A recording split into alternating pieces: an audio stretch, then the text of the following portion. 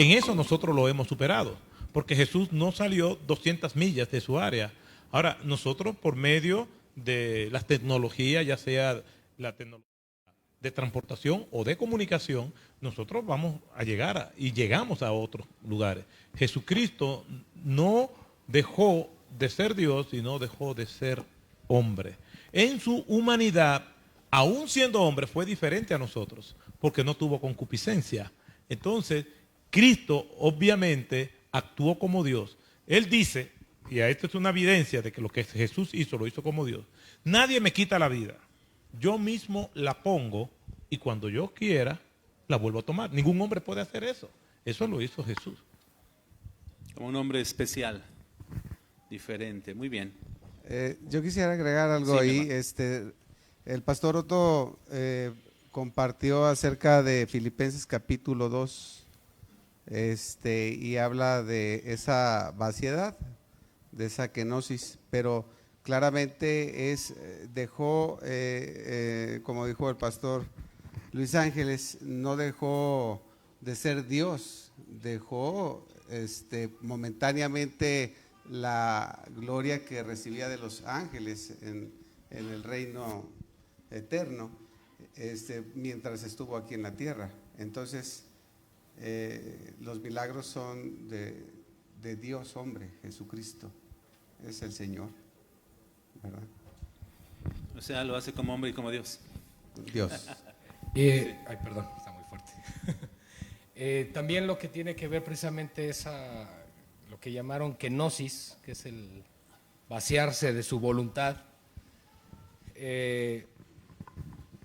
Lo que debemos entender es que Cristo precisamente nunca dejó de ser Dios, pero el Espíritu Santo también llegó a Él, y en virtud también del Espíritu Santo obraba muchas cosas, aunque Él nunca dejó de ser Dios, porque finalmente los tres son uno, y los tres operaron juntos durante la encarnación de Cristo, y Él en su humanidad voluntariamente en ocasiones no hacía uso de su divinidad en cuanto a omnisciencia o algunos detalles. Es importante ver eso también, aunque hay vertientes o corrientes que dicen, bueno, Jesucristo, hombre, hizo todos los milagros, todo lo que hizo en virtud del Espíritu Santo. Y tiene coherencia, finalmente es Dios, pero también Cristo es Dios. Entonces, no, o sea, si la pregunta es si lo hizo como Jesús hombre o como Jesús Dios o en virtud de qué, bueno, desde el principio de su ministerio, cuando inicia su ministerio, antes de ser enviado al desierto por el Espíritu, pues el Espíritu Santo viene y a partir de ahí viene todos los sucesos que marcaron su ministerio. Entonces, finalmente todo es en virtud de la Trinidad. Muy bien. Segunda pregunta. Bueno, esta es una pregunta doble. Dice, ¿qué significa el bautismo?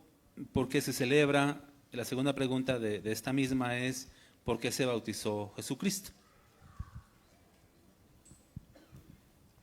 ¿Qué significa el bautismo y por qué se bautizó Jesús?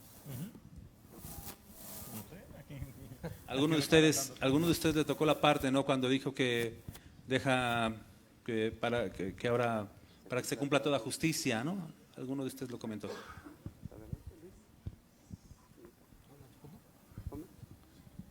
Bueno, el bautizo de Jesús, él precisamente cuando llega al Jordán con Juan el Bautista, y Juan le dice, ¿vienes tú a mí para ser bautizado cuando yo debería ser bautizado por ti? Jesús le dijo, deja para que cumplamos así con toda justicia. Y lo que debemos interpretar de eso es que Jesús, al ser nuestro representante delante del Padre como sacrificio sustituto, se identificó en todo con nosotros. Entonces, la razón por la cual Cristo se bautiza no es porque en sí Él necesitara el arrepentimiento, el bautismo de arrepentimiento que Juan estaba hablando. Y por el otro lado, la razón por la cual nosotros bautizamos, nos enseña Romanos capítulo 4, que lo hacemos para identificarnos con la muerte, sepultura y resurrección de Cristo.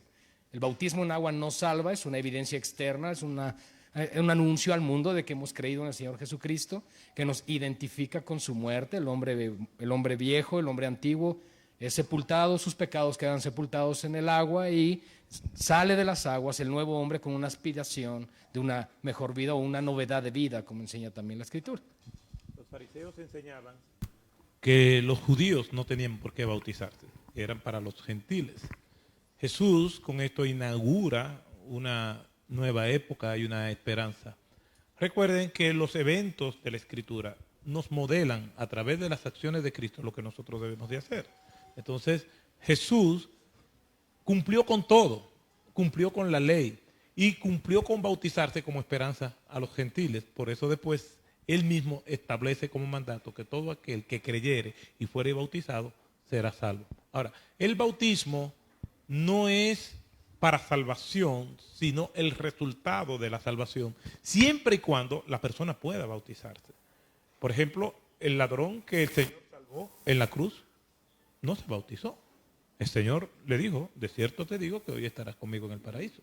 Imagínate tú que el Señor le dijo, mira, yo estoy dispuesto a salvarte, pero busca ver cómo tú te bautizas. No le dijo eso, sino que el Señor nos enseña esto, que el bautismo es el resultado de una persona que ya tiene la convicción de pecado, como el etíope. Aquí hay agua, ¿qué impide que yo sea bautizado? Entonces, a los creyentes que están posponiendo el bautismo y posponiendo el bautismo, a veces yo cuestiono si verdaderamente han creído en Cristo. Porque si no hay nada que lo impida, entonces ¿por qué no se bautizan? Es una declaración pública de la fe en Cristo Jesús. Muy bien. Tercera pregunta es, ¿cómo va a ser el fin del mundo?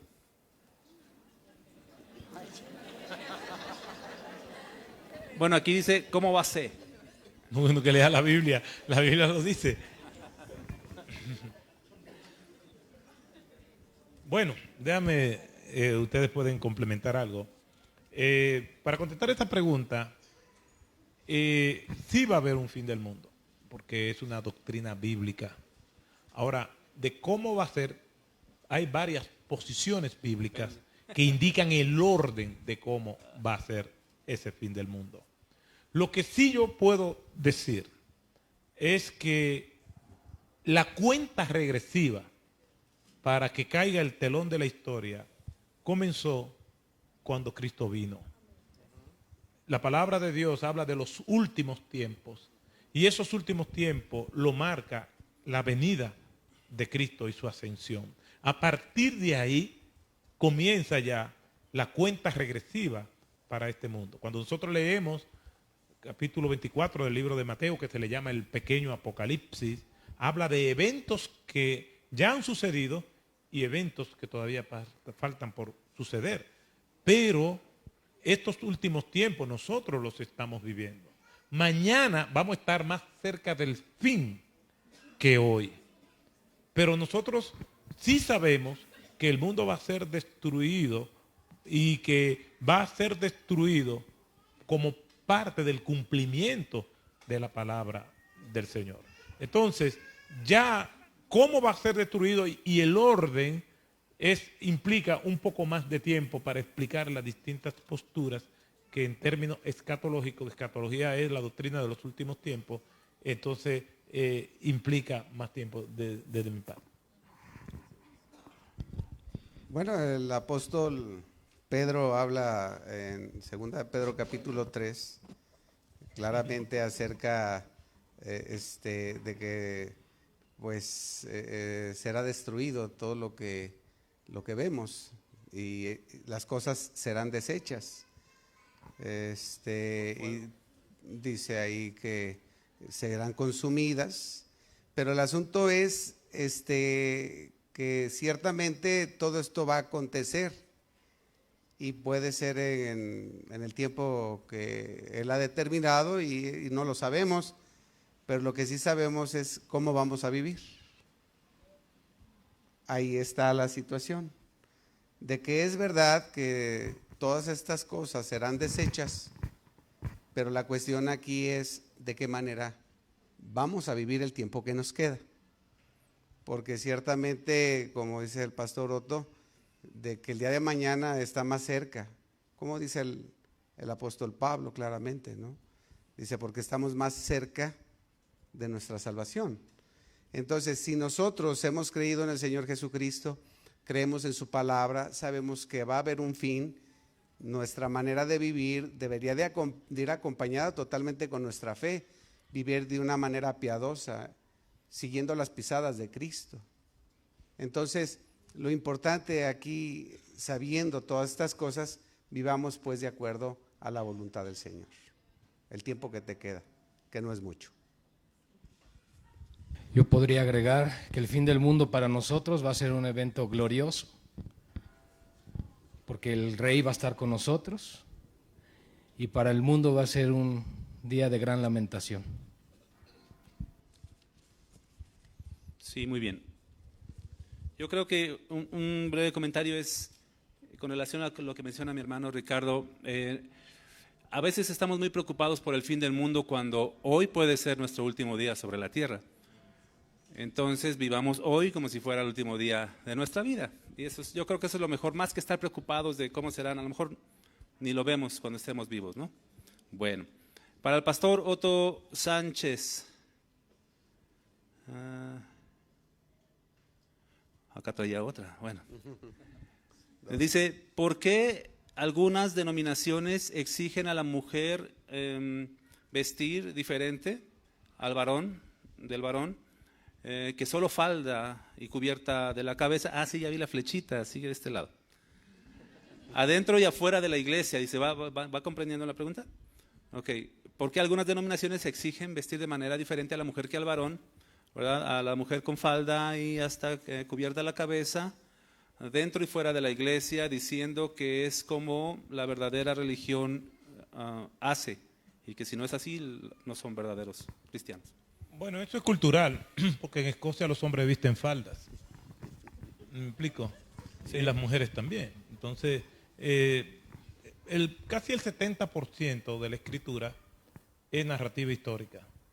Y cuando nosotros leemos la narrativa histórica, hay contenidos que son puramente normativos, pero nosotros tenemos que filtrar lo normativo de lo cultural. Y si bien es cierto, es que en la ley se decía no vestirá el hombre ropa de mujer, ni la mujer vestirá ropa de hombre, porque abominación es a Jehová. No se refería tanto a la forma de la vestimenta, sino a honrar la masculinidad y a honrar la feminidad. Y eso es muy vigente, sobre todo en el día de hoy, como nosotros lo estamos viviendo, con tanta confusión producto de la ideología de género. Entonces, el hombre tiene que honrar su masculinidad y la mujer tiene que honrar su feminidad. Hay faldas que son decorosas y hay faldas que son muy indecorosas. Hay pantalones que son muy decentes y hay pantalones que son muy inmorales y provocativos. Entonces, realmente la mujer tiene que vestirse, no importa si es falda o pantalón, tiene que vestirse con pudor y con modestia, porque honra a Dios y ayuda a los pobres hombres que se estimulan por los ojos, ¿ves? Y nos hace la vida más llevadera, más suave. Entonces, pero no es broma, lo estoy diciendo porque realmente es la verdad y yo abro mi corazón con ustedes. Nosotros tenemos que entender el espíritu de las leyes que nos presenta en las Escrituras. Por ejemplo, la palabra de Dios nos dice en los 10 mandamientos, no matarás, pero ¿no matarás qué? No matarás un mosquito, no matarás para comer. Tenemos que entender el espíritu de la ley, no cometerás homicidio. Tenemos que preservar la vida, por eso nos resistimos al aborto, porque somos pro vida, pero eso está amparado en lo que dicen los 10 mandamientos. Entonces, obviamente, no deja de ser mi hermano, mi hermana, cuando dicen que las mujeres tienen que ponerse una mantilla en el pelo, ni mucho menos. Son mis hermanos en Cristo, ellos tienen esas razones y la palabra de Dios nos enseña que por razones de conciencias hay cosas que si tú crees que es mala y la viola, entonces aunque no sea mala, estás pecando. El apóstol Pablo dice, comer carne delante de mi hermano no es malo, pero comer carne delante de mi hermano es malo. Y para que mi hermano no se escandalice o no tropiece, no me la como delante de él. ¿Me explico? Entonces, hay pecados que la palabra de Dios le llama de conciencia y uno se somete a esa conciencia que está atada en la Escritura, que no está corrompida, por obedecer a lo que uno entiende que está agradando a Dios. Y en el caso cuando pone aquí la cláusula y fuera de la iglesia, Bueno, el vestirse con pudor y modestia tiene que ser dentro y fuera de la iglesia. O sea, yo les voy a hablar de mi propia experiencia. Yo no tengo Facebook, yo lo que tengo es Twitter. Pero a veces toqueo en algunos Facebook. Y tengo siempre el ejemplo de una joven en la iglesia que siempre que terminaba los cursos, ay pastor, gracias, qué sermón, qué edificación. Pero cuando yo me metí en la página de Facebook de aquella chica, a mí lo que me vino a la mente fue preguntarle a la foto de perfil, ¿cómo te llamas? Y yo escuché que me dijo Legión porque somos muchos. Aquello. Y una foto, porque no hay una foto derecha, siempre son y con la boca, la lengua y la cosa. Entonces, realmente, hermano, el vestirse con pudor y modestia no es en la iglesia, no es como venimos al culto, es un estilo de vida donde nosotros honramos a Dios con los trajes de baños que vamos a vestir. Mi esposa y yo tenemos una norma. Nosotros no vamos a la playa los días feriados. Nosotros vamos a la playa un día de semana, por ejemplo, para evitar situaciones de exponer incluso a nuestras hijas a cosas que no deben de ver. Entonces, realmente el cristianismo no se limita a lo que nosotros hacemos. ¿Qué yo le digo a las hermanas y a los hermanos ahora? Porque también los chicos están sin camisa. sí, sin camisa saliendo. Y esto, por favor, si ustedes supieran a quién es que ustedes le están modelando, no es a las chicas. Entonces, porque las mujeres no se estimulan por la vista. Entonces, realmente, la palabra de Dios dice que todo lo que nosotros hagamos, el Señor tiene que ser glorificado. ¿Qué parámetros vamos a usar? Cuando te vayas a vestir para ir a la playa, también en los matrimonios, es una cosa, y yo lo tengo como norma en la iglesia. Hay un código de vestimenta para las novias. Porque a veces vienen las novias enseñando y uno no sabe a quién mirar. Entonces desea tú a él. No, hermano. Entonces, tienes que preguntarte, ¿Dios aprueba esto que me estoy poniendo? Cuando la gente me vean, si eres hombre o mujer, con tu foto en tus redes sociales, en la universidad, donde tú vayas a estar, cuando me vean me van a decir, qué bien te ves. Dios está siendo glorificado por esta manera de tu vestir. Y yo sé que la cultura ejerce un dominio fuerte. A veces vamos a las tiendas buscando ropa. Yo tengo 2 hijas y mi esposa son 3. Entonces, y no hay ropa conservadora. Es un problema. Porque ahora la ropa, mientras menos tela tiene, más cara son. Entonces, realmente tenemos que glorificar al Señor, porque no solamente somos cristianos aquí, somos cristianos donde quiera que nosotros estemos, los hombres y las mujeres también. Muy bien. Excelente. Siguiente pregunta. Mateo y Marcos relatan que el Señor Jesús estaba muy triste. Dice, mi alma está muy triste hasta la muerte.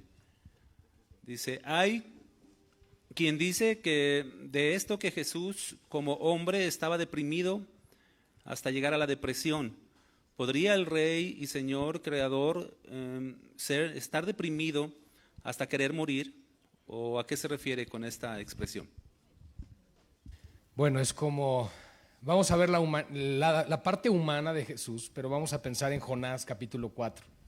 Dice, me enojo hasta la muerte por la calabacera. No es necesariamente una cuestión de hasta la muerte, pero sí, en el caso de nuestro Señor Jesucristo, cuando Él desfallecía, cuando Él se entristecía, era la parte humana también de nuestro Señor. Tenemos que recordar que cuando vamos a verlo desde la perspectiva del nacimiento de un ser humano, cuando el espermatozoide fecunda el óvulo, se forma un ser humano y se forma un alma. En este caso, el Espíritu Santo engendró en María a Cristo. Por lo tanto, se formó un alma humana en ese momento. Jesús cuando nace era humano y divino, 100%, cada una de esas dos. Y como lo aprendimos, Jesús crecía en sabiduría, el niño Jesús crecía en sabiduría, Jesús lloró cuando vio el lamento de María y Marta por su hermano Lázaro. Él se involucró realmente con los seres humanos, él realmente participó de todas las emociones que como ser humano se pueden experimentar, incluyendo la tristeza. La hematohidrosis que se da en el Getsemaní, cuando se mezcla el sudor con la sangre de Cristo por el temor que estaba teniendo. El temor en sí no era por la cruz, no era finalmente es un temor digno de temer, el morir en una cruz y todos los eventos que acontecerían antes de la crucifixión. Pero realmente él expresa que ese temor era por la ira, la copa de la ira que iba a venir sobre él. Entonces Jesús, como lo hablábamos hace un rato, él sí se identifica en todo lo que tiene que ver con el ser humano, con todo lo que tiene que ver nuestras emociones, porque Jesús se tiene que identificar con nosotros, porque así le plació, tanto cuando estamos felices y llenos de gozo, como cuando estamos experimentando una tristeza que nos puede llevar a una depresión. Yo no encuentro en las Escrituras que haya un texto que esté negando que un cristiano pueda tener o llegar a caer en tal tristeza de depresión. No hay un texto que lo limite de esa manera. Y es ahí donde el cuerpo de Cristo debemos de estar para ayudarnos, para fomentarnos en oración. Bueno, eso es solamente como comercial para recordar que sí podemos llegar a estar tristes, sentirnos solos, sentirnos defraudados, muchas cosas, pero Cristo sí sintió esas emociones, sí experimentó eso. Jesús realmente se puede y se identifica absolutamente en todo con nosotros. Entonces, Él sí se entristeció. No sé, no te puedo asegurar si fue hasta el caer a depresión, pero sí a una tristeza por el dolor humano, por el sufrimiento humano, porque Él sí lo experimentó identificándose con nosotros. Adelante, hermano. Otto.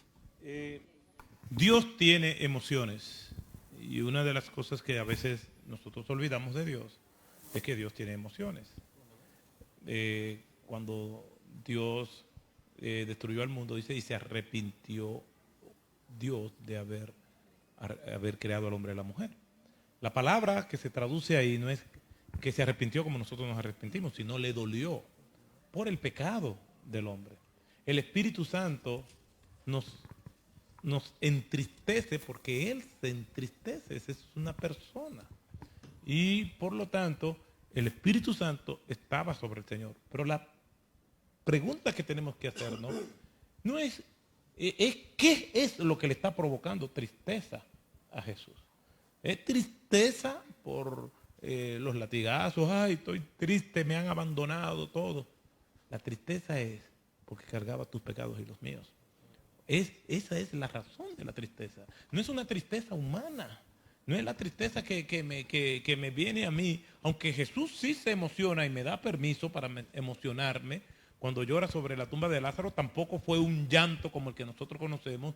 La palabra que se usa ahí es más, es un lamento, es un compungido, es un sollozo más que un llanto torrencial. Entonces, Jesús se entristece porque el Espíritu Santo está sobre él y se entristece porque está cargando los pecados, todas las inmundicias del mundo. Dice la Escritura que Jesús tuvo compasión y esto es otra emoción de Jesús y es que se le removieron las entrañas y tiene compasión por tres razones. Tiene compasión porque la gente tuvo hambre y tuvo compasión de ellas y le dio de comer. Tuvo compasión porque vio a las ovejas perdidas de Israel como ovejas que no tienen pastor por su condición espiritual. Y tuvo compasión cuando llegó a la tumba de Lázaro.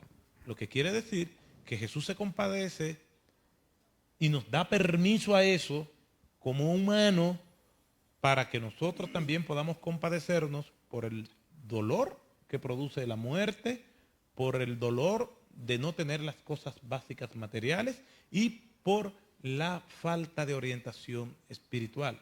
Pero en el Getsemaní es diferente. En el Getsemaní el Señor está cargando con los pecados de su pueblo, de los homicidas, de los violadores, de todos aquellos que le han injuriado. No solamente por los pasados, sino también por nosotros, los futuros. con todas aquellas personas. Estaba allí muriendo por Saulo de Tarso, que estaba asesinando a Esteban.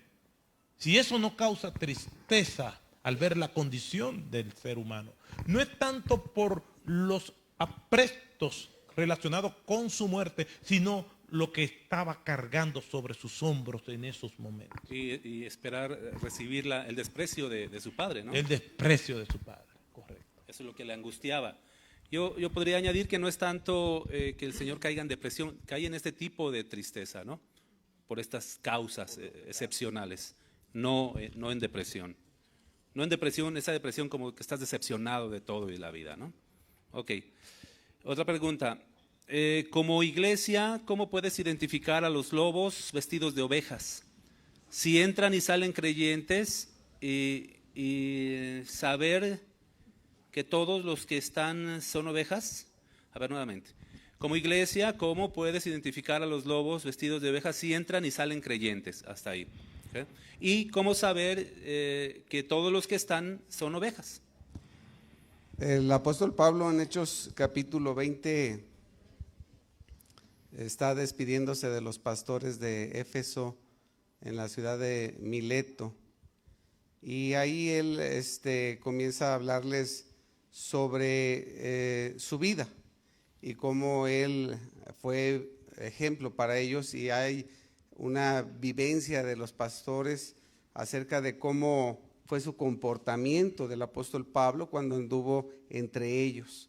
Entonces, el parámetro para medir a las personas es cómo es Cristo, cómo son sus discípulos, ya habitando en ellos el Espíritu Santo, como el apóstol Pablo, porque está poniéndose como ejemplo delante de ellos. Pero también ahí les dice que después de su partida se levantarán, que entrarán a la iglesia este tipo de personas, lobos hambrientos que destruirán al rebaño, y lo que es peor aún, que dentro de nosotros mismos, dentro de la iglesia misma, surgirán hombres que hablen cosas perversas y arrastrarán tras de sí a las ovejas. ¿Cómo identificarlos? ¿Cómo saber? Por sus frutos los conocerás. Es la manera de conocerlos, es la manera de identificarlos. Ahora, por ejemplo, si hay alguien en el liderazgo que está con estas condiciones, que sea un lobo rapaz, bueno, es claro, ¿no? El apóstol Pablo le dice a Timoteo: como te rogué que te quedases en Éfeso, que mandases a algunos que no enseñen diferente doctrina. ¿Cuál doctrina? La doctrina apostólica, lo que enseñan las Escrituras. Cuando alguien no está enseñando conforme a las sanas palabras de nuestro Señor Jesucristo, está envanecido y nada sabe. Y luego, además, alguien que es un lobo rapaz, no le importa las personas, detesta a las personas, no está al pendiente de las personas y no ama. Y por supuesto, cuando alguien no ama, está viviendo o viendo la manera de sustraerles lo que son, como hace un momento hablabas tú de las ovejas que son trasquiladas, y no solamente son trasquiladas, sino son mutiladas por ellos. El apóstol Pablo dice también en Hechos 20 que que él no codició absolutamente nada de los hermanos, ni vestido ni oro.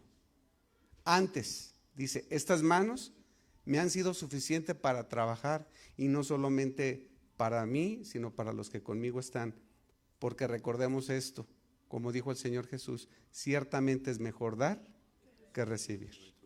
Entonces, ahí está la cuestión, ¿cómo identificarlos? Su vida va a dar mucho de qué hablar. ¿Algo más? Y bueno, es con los lobos, pero con relación a cómo saber que todos los que están en la iglesia son ovejas.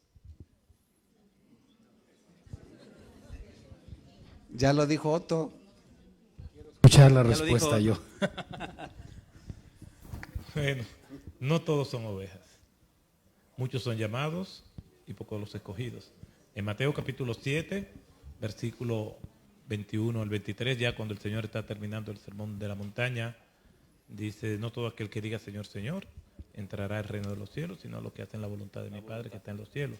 En aquel día, señalando hacia el día del juicio, donde dice la palabra de Dios que habrá un juicio para creyentes y otro para no creyentes. Los que son del Señor serán puestos a su mano derecha y los que no son del Señor serán puestos a su mano izquierda. Y parece ser que estos se ven del lado izquierdo creyendo que son del Señor. Y les reclaman, Señor, en tu nombre profetizamos, hicimos muchas señales y prodigios y en tu nombre echamos fuera demonios. Mas yo os declararé, nunca os conocí. Eran lobos, no eran creyentes. Y el lobo no es solamente una persona inconversa, sino una persona que hace daño a la iglesia, es tóxica. Por eso estas personas tenían posiciones de liderazgo, porque están diciendo, en tu nombre profetizamos, en tu nombre echamos fuera demonios y en tu nombre también hicimos muchas señales y prodigios, o sea que tenían seguidores. Lo interesante es que ahí dice, nunca os conocí.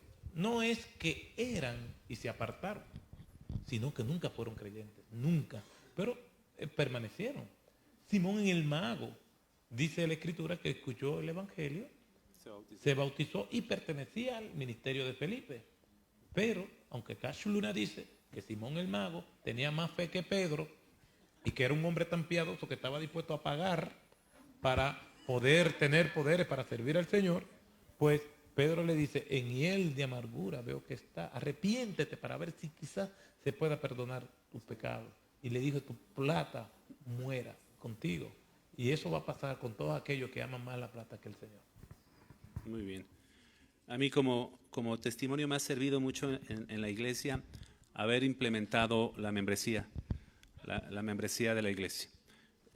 La membresía, a través de la membresía vamos filtrando, vamos viendo, vamos conociendo a cada uno de los que entran en la iglesia, porque a veces entran personas que no sabemos quiénes son y suelen estar por algún tiempo. Pero la membresía no es infalible. No. Digo, eso minimiza los riesgos. Exactamente. No es que con eso se solucione, pero algo que puede funcionar es implementar membresía. Muy bien. ¿Qué fue primero? Una pregunta más. ¿El tiempo o la vida? Si Cristo es Dios, ¿por qué murió? No entiendo la pregunta, está muy profunda para mí. Sí, está un tanto. A ver, otra vez. ¿Qué fue primero? ¿El tiempo o la vida? Y luego otra pregunta. Si Cristo es Dios, ¿por qué murió? Bueno, es que Él es eterno, Él es el autoexistente, Él es el gran yo soy. Entonces, para Él no hay tiempo. Y en 1 Pedro capítulo 1, versículo 21 o 1:20, dice que Jesús fue destinado desde antes de la fundación del mundo para dar su vida por nosotros, para salvar a pecadores. ¿Por qué habría de dar su vida? Puesto, como dice el apóstol Pablo en Romanos 3:10, no hay justo ni aun uno, no hay quien entienda, no hay quien busque a Dios, todos se desviaron, a una se hicieron inútiles. O como dice Romanos capítulo 5, versículo 12, el pecado entró al mundo por un hombre y por el pecado la muerte, y así la muerte pasó de generación en generación por cuanto todos hemos pecado. Hace un momento decía mi hermano Luis, dice Romanos 6:23 que la paga del pecado es muerte. Entonces Cristo vino a recuperar y salvar lo que se había perdido, como decía nuestro hermano Luis y también nuestro hermano Otto. Entonces Él estaba destinado para venir a salvarnos del pecado, de la destrucción, de la muerte. Él vino para librarnos de la ira de Dios, porque estábamos bajo la ira de la ira de Dios. Dios está airado todo el tiempo en contra del impío. Preparadas están sus armas. Si no se arrepienten aquellos que no han creído en el Señor Jesucristo, su destino es la condenación eterna. Pero Cristo Jesús vino a salvarnos y a librarnos de la condenación. Él vino a pagar a su Padre el rescate. Entonces, era necesario que Jesús diera su vida para rescatarnos, para librarnos de esta condenación eterna y pagarle al juez justo, santo, la ofensa. Por eso Al que no conoció pecado, por nosotros lo hizo pecado, para que nosotros fuésemos justicia de Dios en Cristo. Amén. Bendito Señor. Amén, amén. Eso es por qué murió Cristo. Y Si Cristo es Dios, ¿por qué murió?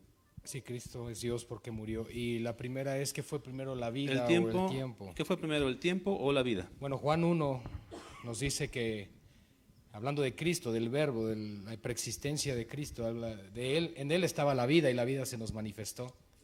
Él también le dijo a Marta, yo soy la resurrección y la vida. Entonces, hablando de la vida, es Cristo, es Dios, Dios mismo es la vida, por lo cual la vida es antes que el tiempo, pero el tiempo, si lo definimos como el cronos, inicia en el principio, cuando Dios habló y creó todas las cosas. Entonces, Hechos 17, Pablo en el Areópago, hablando con los atenienses, también ayer referíamos que en él vivimos, nos movemos y somos. Por lo cual todo lo que existe, todo habita dentro de Dios. Todo habita dentro de Dios. Por supuesto, al entender que Él es santo, es que Él está separado de su creación, porque su creación está confinada es una creación caída por causa del pecado, y Él es santo y es apartado, Él es otro. Eso vendría siendo el término santo en cuanto a Dios. Pero sí debemos de entender que el tiempo aparece en el principio, es decir, cuando Él crea todas las cosas, aparece el tiempo, por lo cual primero es la vida y después sería el tiempo, en el dado caso. Muy bien. Él es el eterno. Como Cristo es Dios y Cristo es la vida, es primero la vida. Primero la vida. Ok, ¿qué pasa cuando, última pregunta, mis hermanos. ¿Qué pasa cuando Cristo lleva todos los pecados en la cruz y la unidad en la Trinidad? Entiendo la pregunta, que es si se queda la Trinidad sin la persona de Cristo, ¿cómo queda Cristo? Dice aquí, separado, si Él es Dios.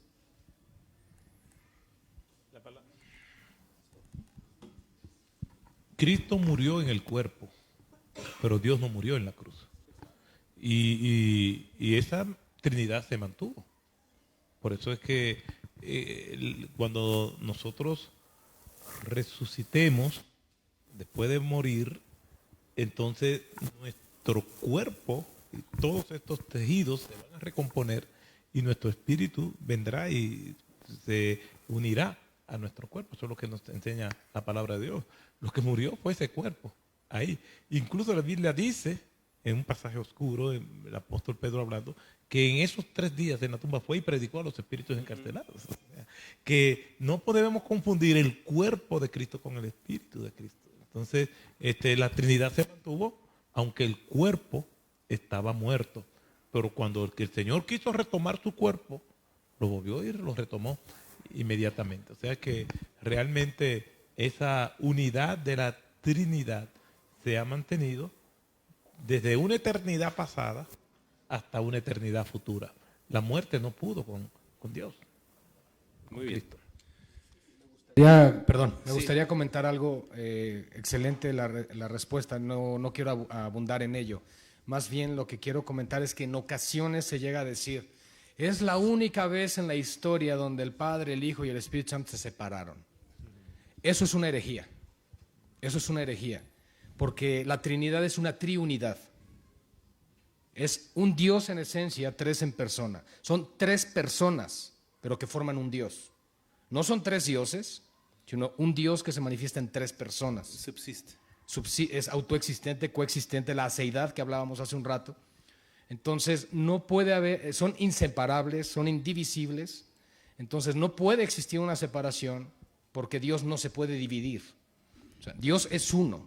Lo enseña tanto en Deuteronomio como lo enseña en Santiago. Dios es uno. Y Dios es indivisible, inseparable, inconmovible, ¿no? Finalmente.